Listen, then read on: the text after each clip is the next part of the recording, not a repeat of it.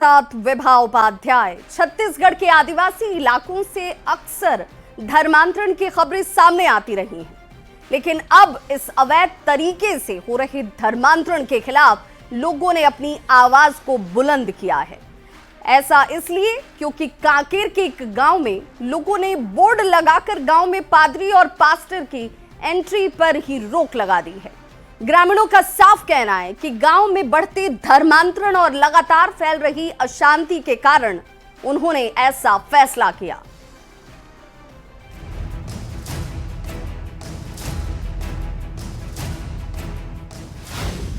गांव वालों का बड़ा फैसला। गांव में पादरी का आना मना। बोर्ड लगाकर ग्रामीणों ने दी चेतावनी। पादरी पास्टर की एंट्री बैन कर डाली। छत्तीसगढ़ में धर्म की आड़ में किस कदर अधर्म का खेल खेला जा रहा है, इसकी तस्वीरें अक्सर सामने आती रहती है। इस बीच कांकेर के गांव के लोगों ने बड़ा फैसला किया है, जो कि अब चर्चा का मुद्दा बन गया है। तस्वीरें कांकेर के कुडाल गांव की हैं, जहां लोगों ने गांव के चारों दिशा में बोर्ड लगा दी है। इस बोर्ड में पादरी और धर्मांतरित लोगों के प्रवेश पर पाबंदी लगाई गई है। देख सकते हैं कि किस प्रकार जो है यहाँ पर एक बोर्ड लगाया गया है। उस बोर्ड में साफ तरीके से लिखा हुआ है कि इस गांव में पास्टर व पादरी का प्रवेश सख्त मना है। अब कुडाल गांव ही नहीं, बस्तर संभाग में जो धर्मांतरित व्यक्ति हैं या उससे संबंधित कोई भी पादरी या पास्टर हैं, उनको लेकर जबरदस्त आक्रोश जो है बस्तर संभाग में इस वक्त नजर आ रहा है। इसीलिए ग्राम कुडाल के जो ग्राम सभा में एक प्रस्ताव पारित किया गया है, जिसके आधार पर कुडाल गांव में ईसाई धर्म के पास्टर व पादरी का इस गांव में आना सख्त मना है। ग्राम सभा में बकायदा प्रस्ताव पास करने के बाद इस बोर्ड को लगाया गया है। गांव के सरपंच का कहना है कि गांव के 9 परिवारों ने कुछ दिन पहले धर्म परिवर्तन कर लिया था। पिछले दिनों शव को दफन करने को लेकर भी गांव में हंगामा हुआ था। ऐसे में गांव में शांति बनी रहे, साथ ही धर्म परिवर्तन के मामले नहीं बढ़े, इसलिए ये फैसला लिया गया है कि हमारे यहाँ पादरी पास्टर ना आए या हमारे गांव बाहर के जो है कन्वर्ट हुए आदिवासी भाई मत आए, इसलिए हम बोर्ड लगाए हैं। अच्छा, अब मान लो वो लोग प्रवेश करते हैं तो उनको क्या ऐसा दंड होगा या कुछ होगा? नहीं, उनको समझाइश दे दी है कि मत आओ दोबारा ऐसे करके। अच्छा, एक तरफ से ये चेतावनी है। हाँ, चेतावनी है, देख करके मत आए। हमारे गांव में कुडाल में ईसाई मिशनरी धर्मांतरित व्यक्ति 7-8 घर के हैं और प्रार्थना चर्च भी है। उसी प्रार्थना चर्च में बाहर गांव से पास्टर, पादरी और धर्मांतरित व्यक्ति भी प्रार्थना करने आते हैं। उसको हम लोग गांव की व्यवस्था, रूढ़िवादी संस्कृति और 5वीं अनुसूची लागू के होने के कारण हम लोग इस धर्मांतरण को रोकने के लिए हम लोग बोर्ड एक नहीं, हम लोग चारों दिशा में 4 बोर्ड लगवाएं। कुल मिलाकर धर्मांतरण के खिलाफ अब लोग जागरूक हो रहे हैं और इसका एक बड़ा उदाहरण इस गांव में लगा ये बोर्ड है।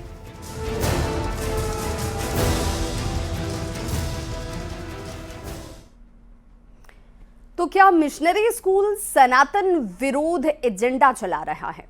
और यह सवाल इसलिए क्योंकि जो खबरें सामने आ रही हैं वो आपको सोचने पर मजबूर कर सकती हैं कि क्या आपका बच्चा सही जगह से शिक्षा हासिल कर रहा है। मध्य प्रदेश से लेकर छत्तीसगढ़ तक मिशनरी स्कूलों में बच्चों को हिंदू धर्म से दूर किया जा रहा है। कल बैतूल से खबर सामने आई थी कि एक स्कूल ने छात्रों के तिलक लगाने और कलावा बांधने पर ही रोक लगा दी है।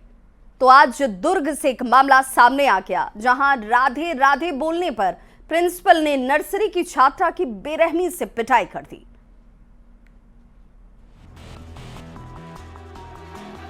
कहीं राधे राधे पर रण है तो कहीं कलावा बांधने पर कोहराम मचा हुआ है। मध्य प्रदेश से छत्तीसगढ़ तक धार्मिक आस्था पर बवाल मचा हुआ है।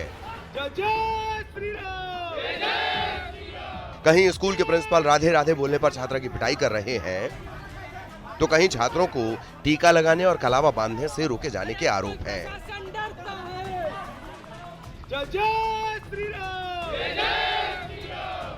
दुर्ग के बागडूमर गांव में मिशनरी स्कूल के प्रिंसिपल पर नर्सरी क्लास की छात्रा के राधे राधे बोलने पर पिटाई करने के आरोप हैं। यहां तक कि बच्ची के मुंह पर करीब 15 मिनट तक टेप चिपकाने के भी आरोप लगे हैं। बच्ची जब स्कूल से आई तो मैं पहले समझ नहीं पाया क्या हुआ। जैसे वो सो के उठी मैं बोला क्या हो गया बेटा करके, तो मिस ने मुझे आज मारी। मैं बोला मारी बेटी, डांटी, ठीक है कोई बात नहीं, पढ़ाई के लिए होगा करके। नहीं पापा मेरे हाथ में मारी है ऐसा करके। उसका हाथ पूरा दिख रहा था, चिन्ह निशान दिख रहा था। और बोली कि पापा मैं ना राधे राधे बोली तो मेरे मुंह में टेप लगा दिया। बच्ची के परिजनों के पूरा मामला बताने के बाद पूरी घटना सामने आई।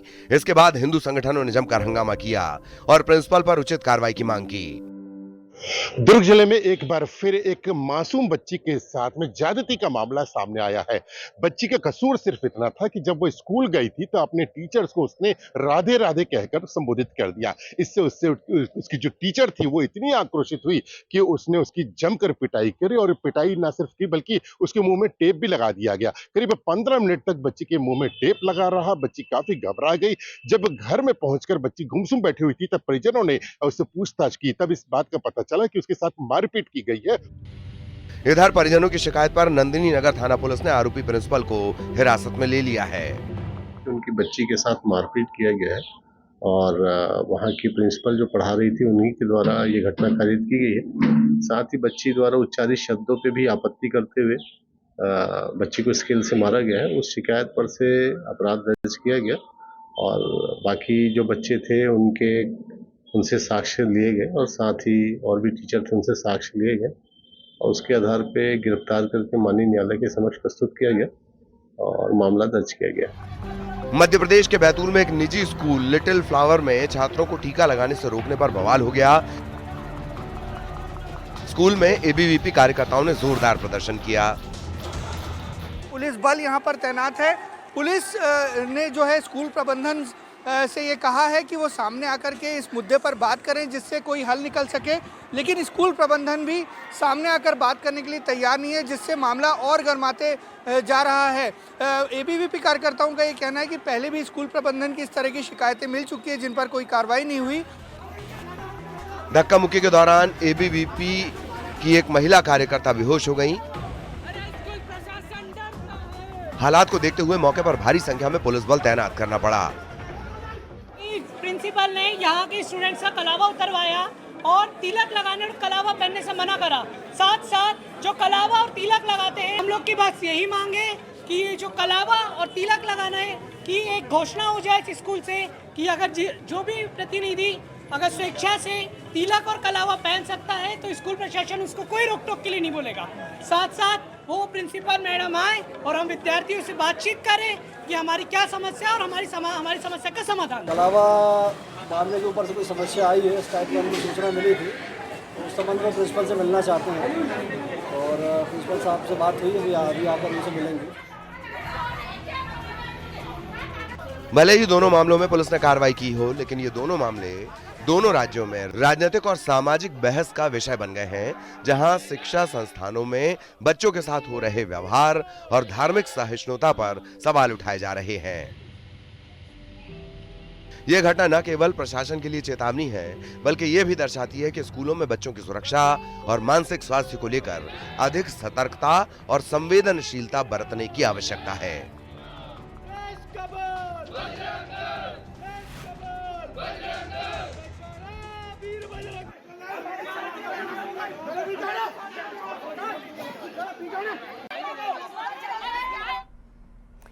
कमरे में पोतियां अपनी दादी के साथ सो रही थीं।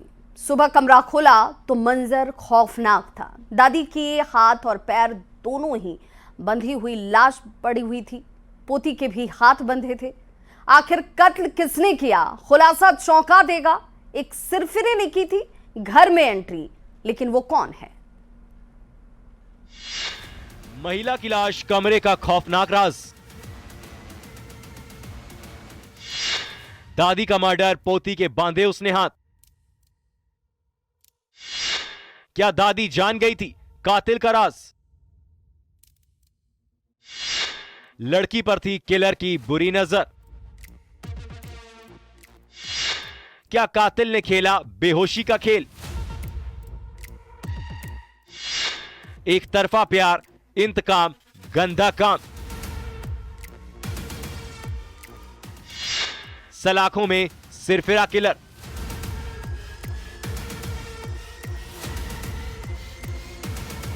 इस इलाके में जो हुआ उसका राज अब तक राज ही था।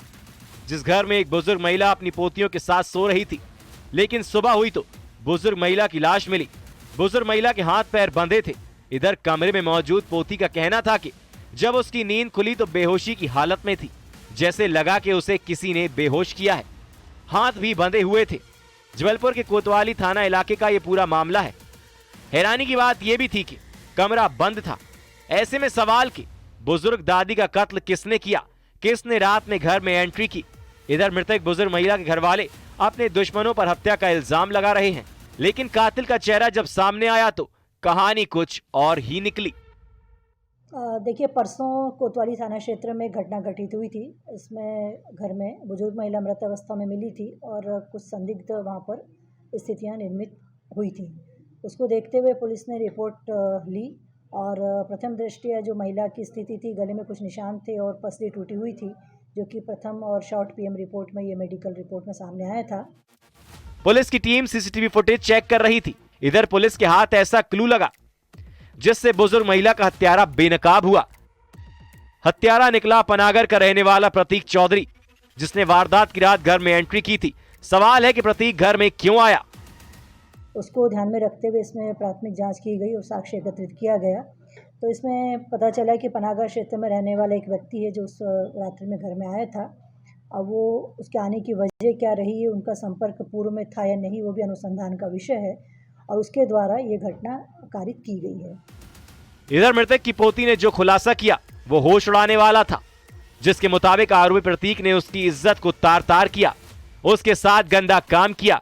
तो क्या बुजुर्ग दादी ने प्रतीक का गुनाह देख लिया था और राजफाश ना हो इसलिए आरोपी प्रतीक ने बुजुर्ग महिला को मार दिया। साथ में जो वहाँ पर ये चूंकि एक वृद्ध महिला थी, 17 ईयर ओल्ड लेडी, तो साथ में उसकी पोतियाँ भी वहाँ पर उपस्थित थीं। तो उनमें भी एक ने अपने साथ में रेप होने की घटना बताई है और इसमें सभी का मेडिकल परीक्षण कराया गया है। अपराध इसमें एट्रोसिटी एक्ट के अंतर्गत भी कवर हो रहा है, अतः भारतीय दंड विधान और इसके एट्रोसिटी एक्ट के अंतर्गत अनुसंधान इसमें प्रारंभ कर दिया गया है और आरोपी को भी राउंड अप किया जा चुका है। पुलिस की टीम इस बात पर भी जांच कर रही है कि क्या ये एक तरफा प्यार का मामला है या फिर अफेयर की कोई कहानी। क्या आरोपी पहले भी घर में आ चुका है? क्या आरोपी प्रतीक की लड़की पर बुरी नजर थी? क्या प्रतीक ने दादी और पोती सबको बेहोश करने की कोशिश की और फिर अपने नापाक मंसूबों को पूरा किया? ऐसे तमाम सवाल हैं जिसकी जांच अभी भी जारी है। अभी अनुसंधान का एक महत्वपूर्ण हिस्सा है, क्योंकि रात्रि में उसका उस घर में आना और वो पूर्व परिचित कितना था या नहीं था और उसका वहाँ पर मुख्य रूप से वहाँ पर रहने वालों से क्या संपर्क था, यह भी अनुसंधान के अंतर्गत पॉइंट कवर करना शेष है। आरोपी का क्या नाम है? आरोपी प्रतीक चौधरी पनागर का रहने वाला है और इसके बारे में और अभी जानकारी एकत्रित की जा रही है। कातिल तो पकड़ा गया, क्या राज बाहर आया? आखिर वारदात वाली रात का पूरा सच क्या है?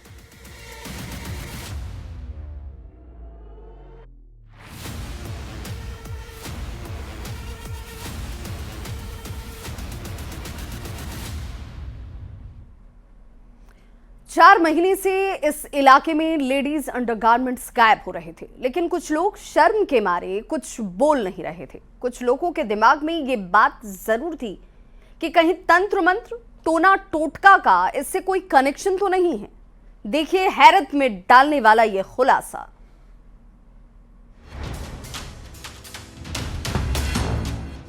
लेडीज के अंडरगारमेंट पर किसकी नजर?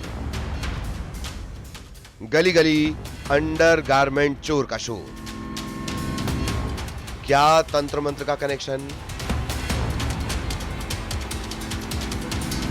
क्या टोना टोटका का खेल? 4 महीने कौन कर रहा अंडरगारमेंट पार? क्या तंत्र मंत्र के लिए लेडीज अंडरगारमेंट को चुराया जा रहा है? क्या कोई है जो इन चीजों से वशीकरण का खेल खेल रहा है? क्या टोना टोटका इसके पीछे वजह है? आखिर लेडीज के अंडरगारमेंट कहां जा रहे हैं? तंत्र मंत्र, टोना टोटका का ख्याल आखिर इस मोहल्ले के लोगों को क्यों आ रहा है? दमतरी के इस मोहल्ले में अजीबोगरीब चोरी हो रही थी। वो भी 1-2 दिन से नहीं बल्कि कम से कम 4 महीने से छत पर लेडीज अंडरगारमेंट सुखाए जाते और वो गायब हो जाते। किसी को ये लगा कि हो सकता है हवा में तो नहीं उड़ गए कपड़े। ये भी शक होने लगा कि तंत्र मंत्र के लिए तो नहीं चुराए जा रहे, लेकिन अब वो राज भी खुल गया है। देखिए लाइव इस अजीबोगरीब वारदात करने वाले शख्स को जो छत पर गया। यहाँ कई कपड़े सूख रहे हैं, लेकिन इस साइको ने सिर्फ लेडीज अंडरगारमेंट को पार किया। दरअसल चोरी की वारदात से परेशान एक जागरूक शख्स ने अपनी छत पर सीसीटीवी कैमरा लगाया और 28 जुलाई को चोर महाशय यह हरकत करते हुए कैद हो गए, कुछ इस तरह से।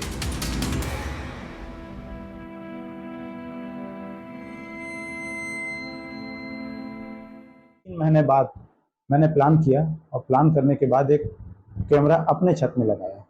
जनरली कुछ चोरी होने के बाद हम लोग ने वो जो लेडीज के कपड़े ऊपर सुखाना बंद कर दिए। कोतवाली पुलिस के पास सीसीटीवी फुटेज पहुंचा। इधर लोगों को भी खबर लगी तो सब कहने लगे हमारे कपड़े भी चोरी हो रहे थे, लेकिन लोक लाज के कारण किसी ने नहीं कहा। मोहल्ले में सकरी गलियां हैं जहां एक घर दूसरे से लगा हुआ है।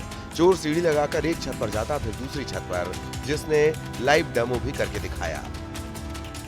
कैमरा लगाने को मेरे तो 4 दिन 5 दिन नहीं हुए थे कि 28 जुलाई 12:12 18 में वो चोर आया और वहाँ से निकाल के लेडीज का अंडरगारमेंट लेके जाने लगा। उस फुटेज को मैंने टीआई साहब को ले जाके दिखाया, ये आया है करके, तो टीआई साहब लोग उसको अरेस्ट करके ले गए। फिर उसके बाद उसको लाए। अब सवाल था कि 4 महीने से जो अंडरग्राउंड चोरी हो रहे हैं वो सब कहां है। इसका राज भी चोर के घर ने उगला। आरोपी के घर के बेडरूम में गद्दे के नीचे मिला लेडीज अंडरगारमेंट का खजाना। अब इसके पीछे इसका क्या मकसद था? इस साइको चोर के दिमाग की इस सनक को अब पुलिस वाले पढ़ने और समझने की कोशिश कर रहे हैं और इधर इस मोहल्ले के लोग चैन की नींद सो रहे हैं।